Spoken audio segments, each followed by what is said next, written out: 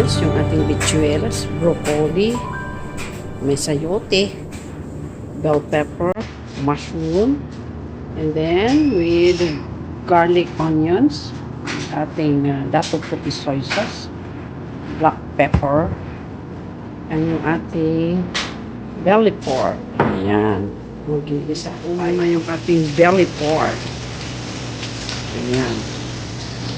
Yung taba muna ito para ilabas yung kanyang mantika. Gamitin natin panggisa, huwag nagmantika.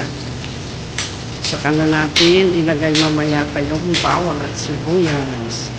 Golden brown muna natin yung ito na yung ating belly pork, yung laman ng belly pork.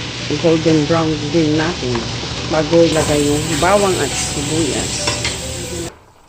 Okay, let's eat mga amigas. Ayan, luto na yung ating chopsuey. Pwede na po tayong kumain mga amiga. Ayan, eating time.